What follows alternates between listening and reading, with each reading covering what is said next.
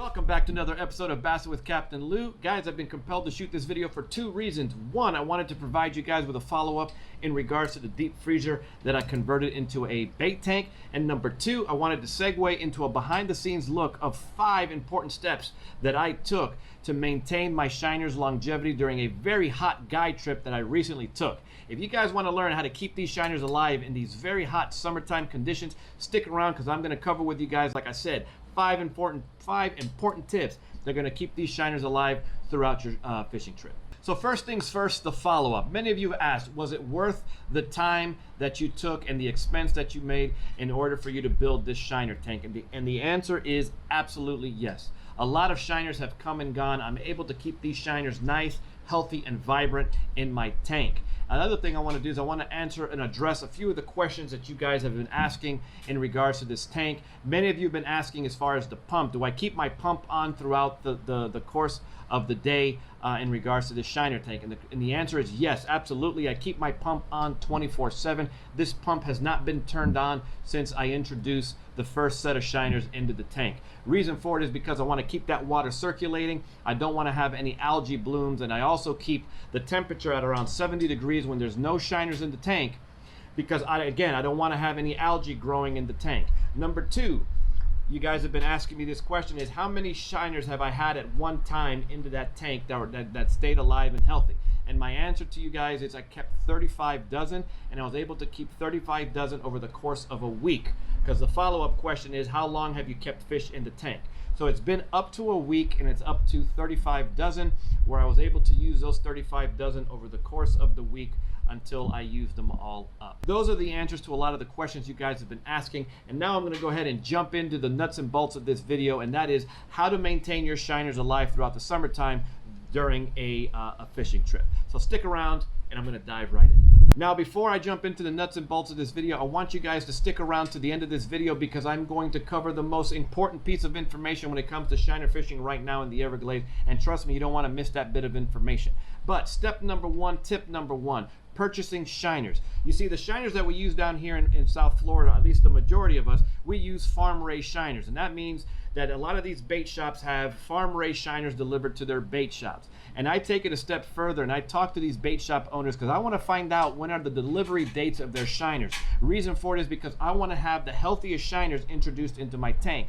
Some of these bait shops keep these shiners in there for 5 days, a week, or more. And trust me, folks, that those shiners are beat up. You know that they're beat up because they're missing scales. They're very, very weak. They just don't look healthy. So if you find out the delivery dates, you get to purchase your shiners ahead of time and maximize the longevity of your shiners when you take them out fishing. Now, once I purchase my shiners, I go ahead and place them in a plastic fish bag. And the reason for it is because I want to introduce these shiners into my tank. But before I do that, I have to acclimate these shiners. So before I introduce those shiners, I wait about 25 to 30 minutes before I introduce the shiners.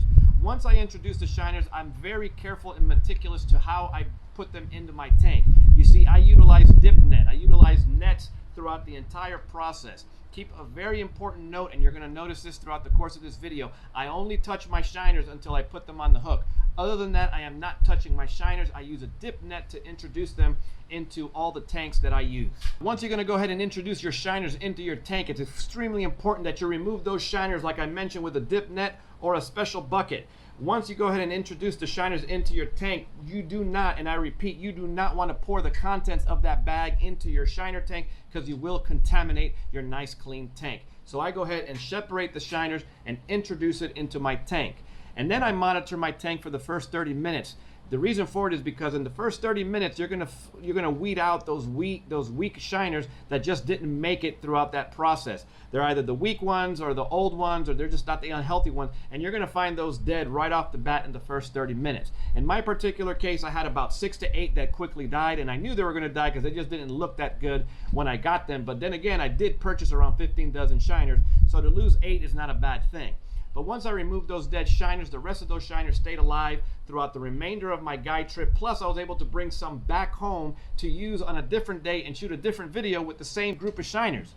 Step number 2 and tip number 2, the day of the trip. The first thing that you want to do before you start introducing shiners into the live well of your boat or putting them in your bait bucket is you want to go ahead and inspect the bait bucket, or you want to inspect the live well, or both. In my case, I went ahead and washed the bait bucket, and I went also ahead and inspected my live well in my boat to make sure that it was nice and clean. You're going to notice that my live well is specially made to hold shiners. I have 2 O2 stones in my shiner tank, and I also have a special cap that closes off the water from outside intrusion and losing water from my tank to the Everglades. I just have a nice closed system where the water stays nice and cool throughout the entire process that I'm out there fishing.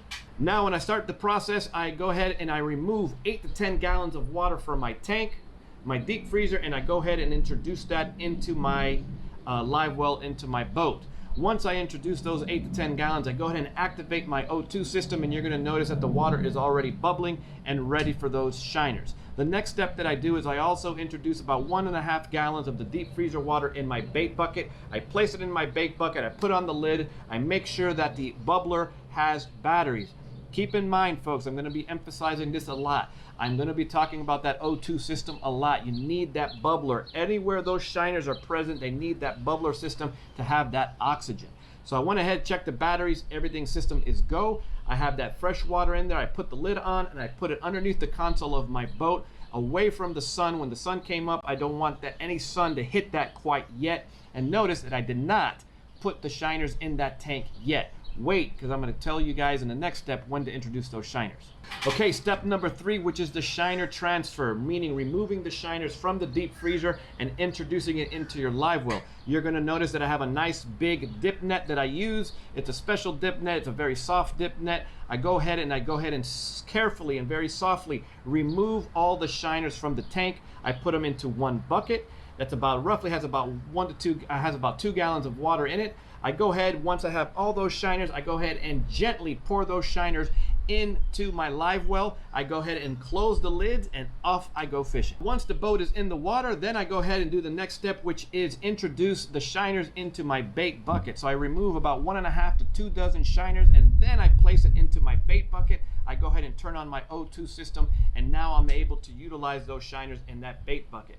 The bait bucket is an important piece of equipment because that's what I'm going to be walking around the boat with my shiners. I don't go back and forth into my main live well getting my shiners. Reason for it is because I do not want to introduce any more heat to that tank. Okay, notice that I also have a dip net in my shiner. I do not go into my live well and go in and out of the live well getting my shiners. I always use that dip net, but I get them from the bait bucket. The only time I touch those shiners is when I'm placing them in the hook for my clients. If you have family, friends, kids, or you're a guide yourself, minimize the hands going into their live well because there's sunscreen, sweat, God knows what else in these people's hands, and they keep dunking those hands in that shiner tank, and they're going to kill your shiners prematurely because of contamination. 2 dozen shiners left over. I wanted to go ahead and bring them back home. When I got the boat back onto the trailer, I made sure not to turn off my batteries, and I kept my O2 system on. That system stayed on until I got home, and when I was ready to go ahead and introduce the shiners, I went ahead and prepared my tank, because remember, I removed 8 to 10 gallons of water from my deep freezer. I had to introduce about 8 gallons of water back into the freezer, but keep in mind that I had to treat that water first. So I went ahead and got a scoop of the better bait and I poured it into my tank. I let it circulate for a little bit, and then I took a big Flanagan's cup and filled it with about half a gallon of water, and I filled it with nice cold water, and then I went out to my boat and I retrieved the shiners from my live bait well and placed them into my bait bucket. Once I got them into my bait bucket, I very carefully introduced them back into my tank. I closed the lid, and those shiners were good to go for another day, like I mentioned earlier, for another video that I was shooting for you guys in regards to fishing with live shiners. So that entire process, folks, took about 9.5 hours. So from 5:30 in the morning to about 2 something in the afternoon, I had those shiners in my live well, and I had 0 deaths. That's pretty impressive. So if you follow the steps that I covered with you guys so far, you're going to find that you're going to minimize the deaths of your shiners, and they're not going to die on you prematurely, and you're going to keep them alive for a very long time. I appreciate you guys staying to the end of this video, and like I promised, I'm going to cover the most important tip, and that is when you start fishing with your shiners. Basically what happens is you have an imaginary stop clock that goes off. And what do I mean by that? What I mean by that is that the waters right now in the Everglades or in South Florida are very, very hot. I'm talking about 85 to 86 degrees in the morning and upwards of 90 to 91 degrees at the peak part of the day. That's extremely hot, folks. That's shock. That's going to deliver a shock to your shiners. So I strongly recommend that you purchase several dozen shiners, because by the time you introduce that shiner to the water, you have 2 to 3 minutes before that shiner unfortunately dies of shock. So hopefully you guys got something out of this video. Like this video, share this video, better yet, subscribe to the community. The community is growing. If you guys want to learn how to convert a deep freezer into a live bait tank, go ahead and check out this video right here. Keep those notifications on, because I'm going to be introducing or dropping the video in regards to fishing with shiners out here in the Everglades really soon. You guys don't want to miss that video either. I appreciate you guys for sticking around.